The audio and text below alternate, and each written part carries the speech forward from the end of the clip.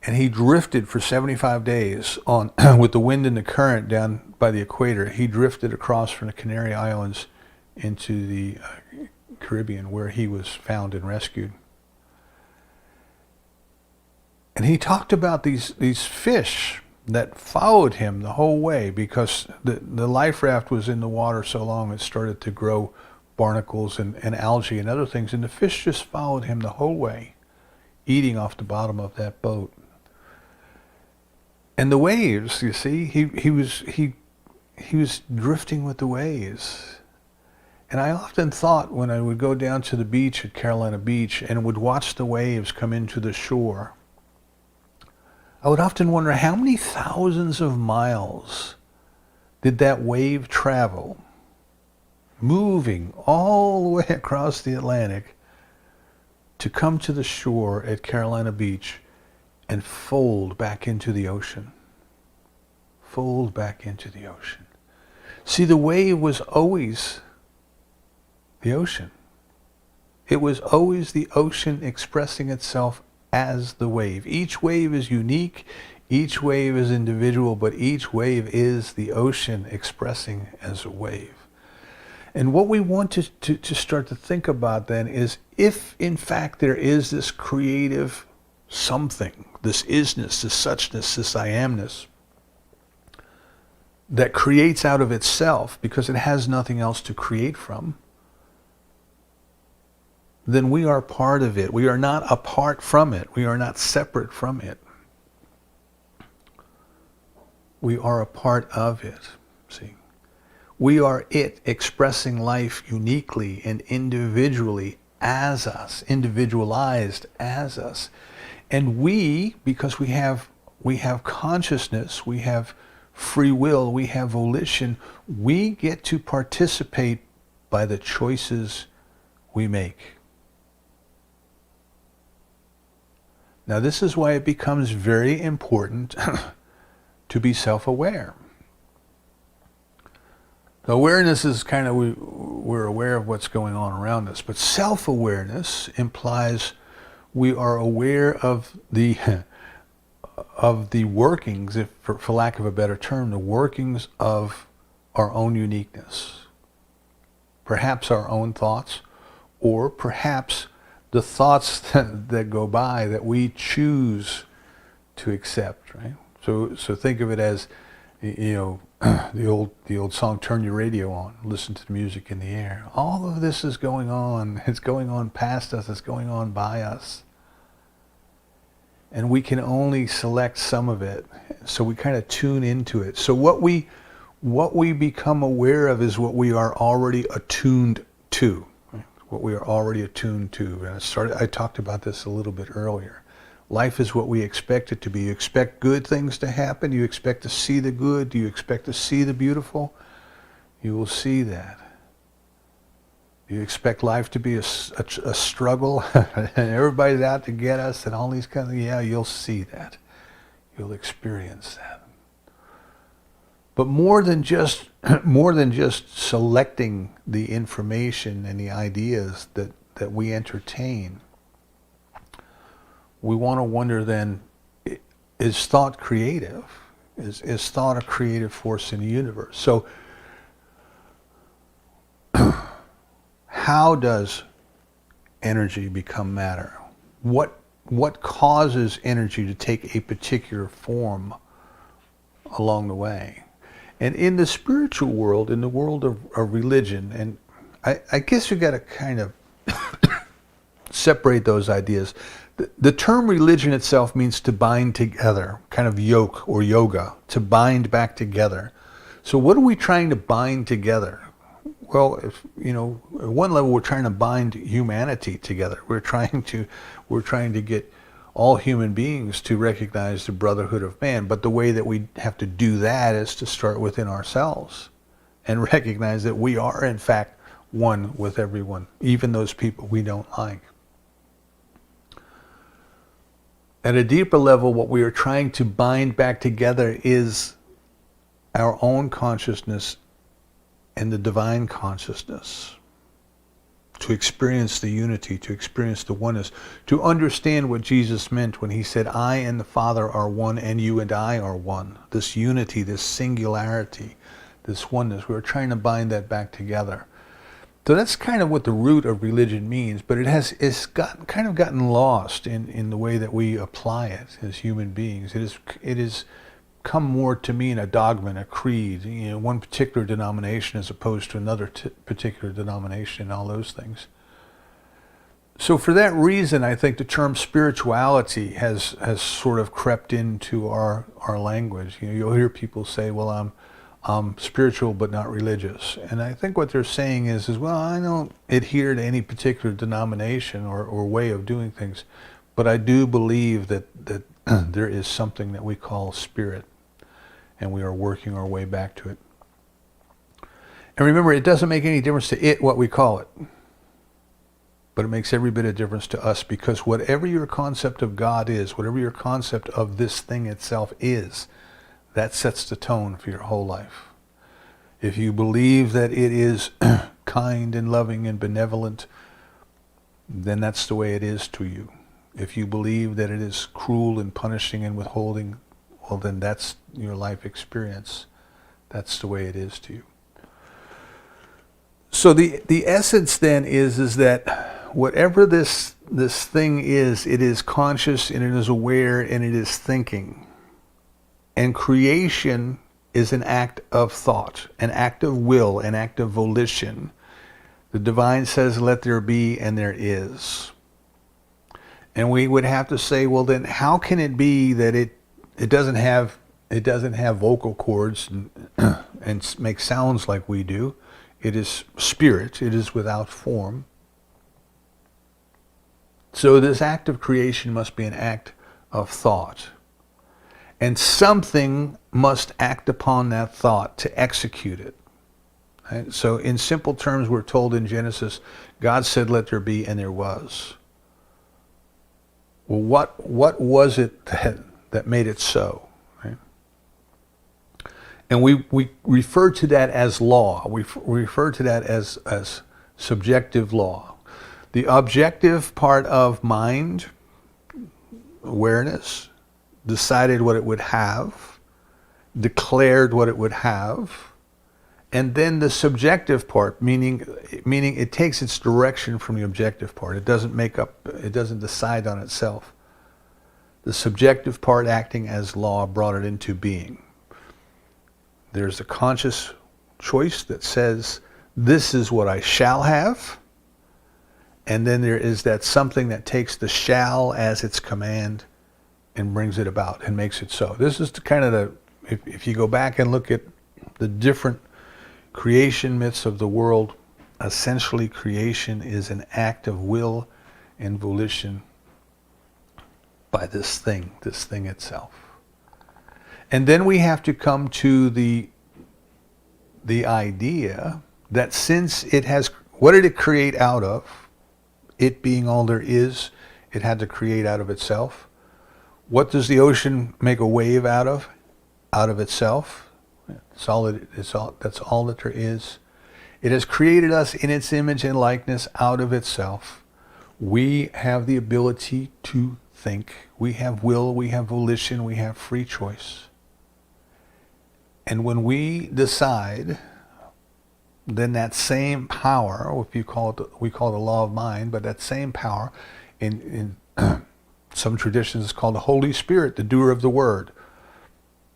That same power that responds to us according to our belief, the power by which prayer is answered, takes our word as its command and brings it about in our lives. So this is why I say, just more than selecting what information appeals to us and what information we accept and receive, our thoughts also are a creative force in our lives. This is we're going to go into this more over the next few weeks, but this is basically the thing itself. It is the isness, the suchness, the I amness of the universe, but we are part of that. We are not excluded from it. We are not separated from it. We are not away from it. We are part of it. What is true of the macrocosm is true of the microcosm. you know. If we look at the chemical composition of the water in a wave, we are looking at the chemical composition of the water in the ocean. We are not looking at the entire ocean. I'm not saying that you and I are all that there is, but all that we are some part of it. Now, it has created us and left us alone to make the discovery, because that was required in order for us to be individuals. And that is the answer, if you will, to the problem of evil. The problem of evil being, if God is so good, why do we have bad experiences? It is done unto us according to our belief. We are not quite there yet in our acceptance of the oneness, the goodness, and the unity of life. We tend to believe what we experience in the physical world and never stop to say, but where am I experiencing the physical world? You are experiencing the physical world in your consciousness. So does your consciousness. That is the important factor here. So this year, we are kicking off this year once again, and it is a year in which I hope that each one of us is curious, and we're able to exercise that curiosity without superstition, without fear, without judgment, knowing that if we sincerely desire to know more of God, that the divine love, the divine guidance will lead us where we need to be, will protect us along our path, if you want to call it that. But can we be curious? Can we be as the little children, you know? Can we run out into the field and smell the flowers, you know? I know every spring the daisies pop up in the lawns and everybody goes crazy around here and tries to mow them down and spread chemicals on their lawn and kill them, and yet the little children just love to pick them. You know, they just love to pick them, walk around with a handful of yellow flowers. Can we pick them? Can we enjoy life? Can we find the goodness within ourselves, and then to look deeply into the eyes of another and say, oh my God, that same goodness is in there. That same love is in there. That same joy is in there, you know. Can we start to experience the divine? Not just have somebody else tell us about the divine, not just read about the divine, but can we actually experience the thing itself? Can we actually experience it? Is that what we wish? More than anything, more than a pond, as if our hair was on fire. Can we be curious enough to surrender to the experience of divine love this year? Next week we're going to talk more about the way it works, then what it does, and then how we can cooperate with it. But for this week, I just invite you to surrender to your natural curiosity, to go back in time to when you were a little child, and you would ask, why, mommy, why? And be fascinated by the world in which you lived. You know, the rest of us, the adults, we were just running through the grocery store trying to open those crazy plastic bags that they put out and they would never want to open to put your produce in. And here was this little child, and here was his mommy, divine love, having a totally different experience. Totally different experience. Be that little one. Be curious. Recognize that divine love is with you. It was just represented in my story by the love of the mother for her child. But that divine love is within you. It is nearer than your hands and feet. It is closer than your breath. It is encouraging you to look. Meister Eckhart said that God is like the child who clears its throat playing hide and seek to be sure it will be found. It is already within us, but that's where we're going to find it, within, not without. We have to be curious. We have to be willing to ask, who am I? Why am I here? Where am I going? Why are you even mindful of me, is the way St. Paul put it. Your curiosity will not go unrewarded. The greatest discovery you will ever make is not out there. It's in here somewhere, in this thing we call consciousness. Let this be the year that you find it. And so it is. Okay.